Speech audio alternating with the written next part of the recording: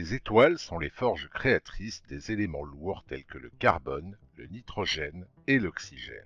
Mais elles ne se contentent pas de créer ces éléments, elles les disséminent aussi dans l'univers. L'étude de leur cycle de vie est une composante fondamentale de l'astronomie. Mais toutes ne connaissent pas le même destin. Découvrons aujourd'hui les différents types d'étoiles.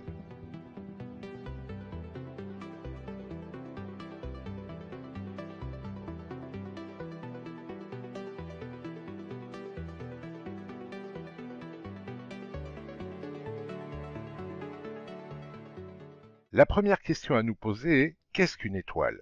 Eh bien, ce sont des boules de gaz géantes composées principalement d'hydrogène et d'hélium, maintenues par leur propre gravité. Les réactions de fusion nucléaire qui se déroulent en son cœur compensent la gravité et produisent des photons, de la chaleur et des éléments lourds. Comme souvent, nous allons commencer par la version simple avant de détailler un peu plus. On distingue donc les naines jaunes, dont fait partie notre Soleil, les naines rouges, les géantes rouges, les super géantes rouges, les géantes bleues, les naines blanches et les naines brunes. Pour ce qui est des étoiles à neutrons, des supernovas et des hypernovas, nous en parlerons dans l'épisode consacré spécifiquement à la fin de vie des étoiles.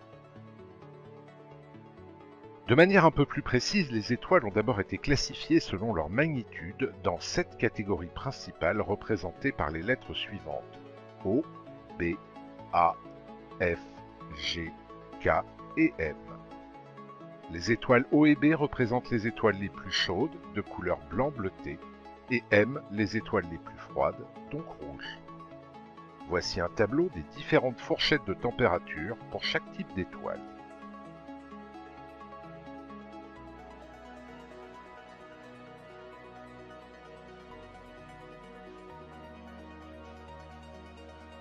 Le classement par lettres a été établi dans les années 20 par une équipe de femmes dirigée par Annie Jump Cannon, elle-même dépendante de l'astronome Charles Pickering. Ces femmes avaient pour charge de classifier les étoiles. Avec une délicatesse illustrant à merveille l'hostilité d'une partie de la communauté scientifique masculine de l'époque, les collègues de Charles Pickering appelaient ces femmes le harem de Pickering.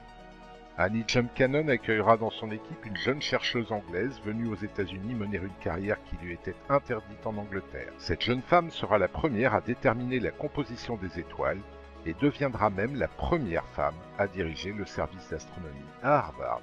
Elle se nommait Cecilia Payne et nous lui consacrerons un épisode très bientôt. Donc les étoiles ont d'abord été classées par des lettres, mais avec les progrès de l'astronomie et les nouvelles données, ce système de classification a été enrichi par des chiffres de 0 à 9, ainsi que des chiffres romains pour indiquer la taille de l'étoile et sa température. Ainsi notre Soleil est-il classé dans le type G25, tandis qu'Arcturus, une géante orange, est du type K23. On utilise depuis les années 1910 le diagramme de Hertzsprung-Russell pour visualiser les types d'étoiles et surtout leur évolution. Quand on observe ce diagramme, on voit apparaître ce que l'on nomme la séquence principale. Il s'agit d'une phase dite moyenne de la vie d'une étoile, durant laquelle elle est en équilibre hydrostatique, ce qui signifie que la gravité qui comprime l'étoile sur elle-même et les forces de réaction de fusion nucléaire qui se déroulent dans l'étoile se neutralisent. L'étoile reste sphérique et sa taille n'évolue pas. Notre Soleil, comme 90% des étoiles dans l'univers, se situe dans cette séquence principale. Un principe général est à garder en mémoire. Plus une étoile est massive, plus son cycle de vie sera court. Une étoile du type de notre Soleil, une naine jaune, possède une espérance de vie d'environ 9 à 10 milliards d'années. Les étoiles les plus massives, plus de 40 fois la masse de notre Soleil, peuvent vivre moins d'1 million d'années, tandis que certaines naines rouges, soit environ 1/5 de la masse de notre Soleil, peuvent vivre, elles, jusqu'à 200 000 milliards d'années. Dépendant de leur émission de lumière, les étoiles peuvent apparaître rouges, oranges, jaunes, blanches ou bleues.